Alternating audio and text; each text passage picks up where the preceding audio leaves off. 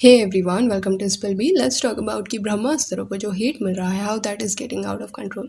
Protest हो रहे हैं, फिल्म को बॉयकॉट किया जा रहा है, आलिया रणबीर को कुछ प्लेसेस में एंट्री भी नहीं मिल रहा, ये सब की वजह से। तो आलिया को वो स्टेटमेंट जहाँ पे शी सेड कि if you don't like me don't watch मी, इस पे ऑलरेडी बात हो चुका है। एंड ये स्टेटमेंट के बाद ना ज़्यादा बड़ा फर्स्ट क्रिएट नहीं हुआ था, बट देन रिसेंटली रणबीर के एक ओल्ड इंटरव्यू में कुछ बोले गए स्टेटमेंट सर्कुलेट होते हुए दिखाई दिए, जिसमें ही सेड दैट उसे बीफ खाना पसंद है। अभी ये चीज़ ने काफ़ी लोगों को ऑफेंड किया है। I'm a more mutton, paya, beef. Red meat. Yeah. I'm a big beef guy. Duck. My family used to have paya for breakfast. That's a bit hardcore, It is. My family's from Peshawar, so a lot of Peshawari influences in the food has also come with them. जिन्हें नहीं पता, beef cow meet होता है। Hinduism, Jainism, Buddhism and और भी कई religions में cow को as a secret animal consider किया जाता है। आई स्टिल रिमेंबर कि स्कूल में जब भी काउ से रिलेटेड कोई भी ऐसे लिखना होता था ना, तो गाय हमारी माता है, ये लाइन ज़रूर यूज़ किया जाता। एंड अगर ऐसे इवन इफ इंग्लिश में भी होता तो भी ये लाइन का रेफरेंस दिया ही जाता। तो इसी वजह से रणबीर का जब ये स्टेटमेंट बाहर आया तो कई लोगों के रिलीजियस सेंटिमेंट्स हर्ट हुए।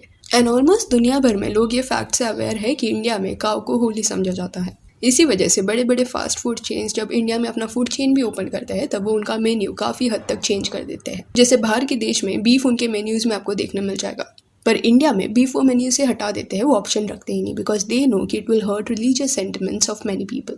तो ये स्पेसिफिक क्लिप जब रणबीर का सर्कुलेट हुआ तो इशू और भी बढ़ा। People started commenting below that clip saying that कि ऐसे स्टेटमेंट्स वो दे रहा है एंड फिर जाके ब्रह्मास्त्र जैसी फिल्म कर रहा है जो हिंदू कल्चर पे बेस्ड है। You can read the exact comments over here. अभी इस पे नो वन कैन कॉमेंट कि हर्ट होना गलत है या सही है ना, सबका अपना बिलीफ होता है, उनके सेंटिमेंट्स होते हैं। दूसरे लोग उनके लिए डिसाइड नहीं कर सकते कि उन्हें इससे नाराज होना चाहिए कि नहीं। पीपल आर फीलिंग बैड, तो उनको हक है वैसा फील करने का। एंड इवन इफ कुछ लोगों को ये बातें ऑफेंसिव नहीं लगती तो वो भी उनका चॉइस है। एनीवेज, ये सब जब आउट ऑफ कंट्रोल हो ही रहा था, तभी आलिया रणबीर एंड अयान ने डिसाइड किया कि वो महाकालेश्वर टेम्पल में दर्शन करने जाएंगे, जो मध्य प्रदेश में है। इसके बारे में दे पोस्टेड ऑन इंस्टाग्राम। एंड जैसे लोगों को समझ आया कि आलिया रणबीर ये मंदिर में जा रहे हैं, तो इसके बाद टेम्पल के बाहर कुछ प्रोटेस्टर्स आ गए। एंड उन्हें नहीं चाहिए था कि आलिया रणबीर टेम्पल के अंदर जाए। एंड रीजन था रणबीर का वो स्टेटमेंट। रणबीर कपूर कहता है कि बीफ खाना अच्छी चीज है, तो ऐसे गो भक्षक को बाबा महाकाल के मंदिर में नहीं घुसने देगा बजरंग दल। इसी वजह से आलिया एंड रणबीर ने रिटर्न जाने का डिसाइड किया एंड सिर्फ अयान मुखर्जी को एंट्री दी गई। अभी इस प्रोटेस्ट के दौरान सिचुएशन थोड़ा आउट ऑफ कंट्रोल भी हुआ, बट एंड में when protesters got to know कि आलिया एंड रणबीर नहीं जा रहे, तो द इशू वाज रिजॉल्व। ये पूरे सिचुएशन के दौरान दो वर्जन सुनने मिले। प्रोटेस्टर्स का ये कहना था कि वो शांति से प्रोटेस्ट कर रहे थे, पर अथॉरिटीज ने उन पर लाठियां बरसाई। एंड अथॉरिटीज का ये कहना था कि सिचुएशन आउट ऑफ कंट्रोल हो रहा था, इसी वजह से लाठी का इस्तेमाल करना पड़ा। एंड सिर्फ एक ही जगह पे प्रोटेस्ट नहीं हो रहा था, और भी कई अलग अलग जगह पे भी प्रोटेस्ट हो रहे थे।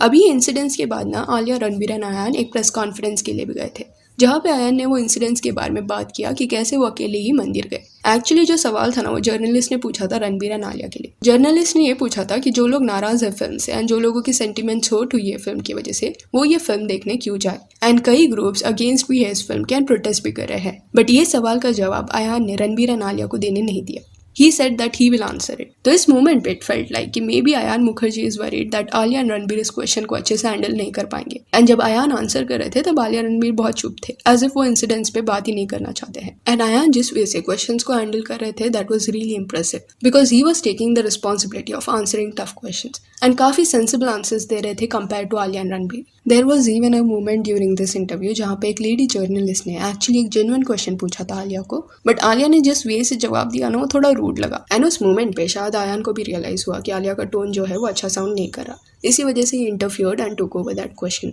एंड कमेंट्स में भी कई ऐसे लोग थे जिन्होंने ये नोटिस किया। Ranveer and Alia, you've seen the film.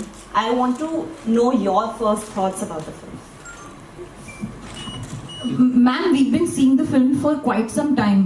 As an audience also we have a perspective, but I'm not sure it's the right time to give. Alia and Ranbir have been like assistant directors on the film. Yeah. तो अयान मुखर्जी को specific interview में देख के ऐसा लगा that वो आलिया रणबीर क्या जवाब दे रहे हैं उस पर बहुत ज़्यादा ध्यान दे रहे थे, सो दैट वो ऐसा कुछ दोनों ना बोलते जिससे और भी मस क्रिएट हो।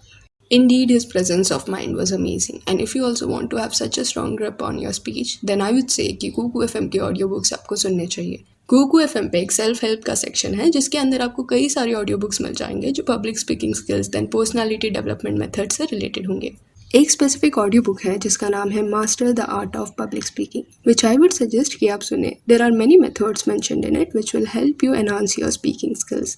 तो डिस्क्रिप्शन में दिए गए लिंक से do download Kuku FM. Kuku FM India का एक लीडिंग ऑडियो बुक प्लेटफॉर्म है जहाँ पर आपको 10,000 से भी ज्यादा ऑडियो शोज मिल जाएंगे। यहाँ पर आपको ढेर सारे बायोग्राफीज देन ऑडियो बुक्स भी मिल जाएंगे, वो भी आपके मनचाहे भाषाओं में। अभी ऑफर चालू है कुकू एफएम पे, अगर आप स्पिल 50 ये कोड यूज करते हो तो आपको 50% ऑफ मिलेगा, यानी कि साल भर की कॉस्ट आधी हो जाएगी। कुकू एफएम की पूरी ऑडियो लाइब्रेरीज आप एक्सेस कर सकते हो सिर्फ 199 रुपीज में, नहीं तो it is 399, but spill 50 code से आपको फ्लैट 50% ऑफ मिलेगा। और ये कोड बस फर्स्ट 250 यूजर्स के लिए ही वैलिड। फिर इवन स्वरा भास्कर के नए मूवी के बारे में भी बात कर लेते हैं, जहाँ 4 यार करके एक मूवी आ रही है स्वरा की। अभी इस मूवी का ट्रेलर जब आई सॉ तो थोड़ा लेम लगा ट्रेलर। इस कहानी में 4 मैरिड लेडीज है, उनके हस्बैंड एंड इन लॉज उन्हें इतना रिस्पेक्टफुली ट्रीट नहीं करते, जिस वजह से ये सब अपना लाइफ एंजॉय करने की जर्नी में निकल जाती है। कुछ सीन्स ये ट्रेलर में देखने के बाद मुझे 2001 की आमदनी अट्ठनी खर्चा रुपया फिल्म की याद आ गई। उसमें भी जूही चावला एक स्ट्रॉन्ग लेडी का कैरेक्टर प्ले करती है जो दूसरी लेडीज को अपने हक के लिए लड़ना चाहिए ये चीज के लिए पुश करती थी।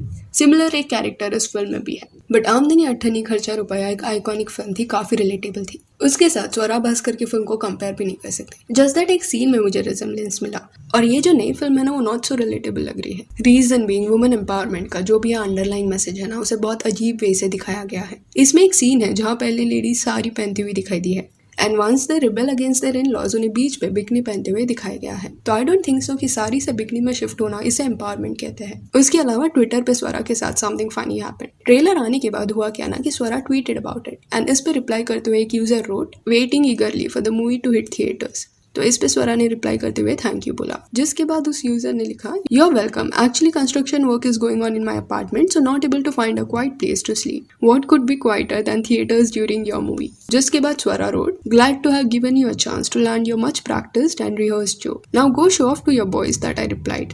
स्वरा के इस ट्वीट पे उस यूजर ने बोला कि you are no celebrity to be bragged about, also I don't like dancing in front of other people, and if you are wondering कि why people are not very impressed by Swara, तो इसका reason है कि past में बहुत illogical statement स्वरा ने दिया है, contradicting statements she has given, जिस वजह से कई लोग नाखुश है स्वरा से। 2 different statements you can see here जो पाकिस्तान के बारे में दिया गया था। जगह घूमी हूँ लेकिन लंदन, न्यूयॉर्क, इस्तांबुल, पेरिस सब फेल है लाहौर के सामने। Why should we hold up Pakistan which is like a failing state?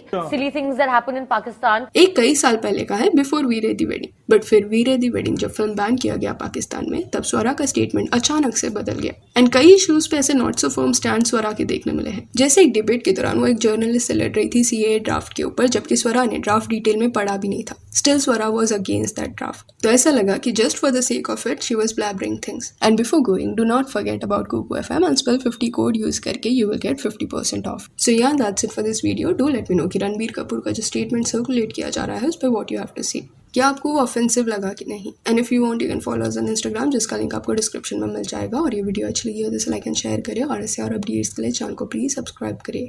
Thank you.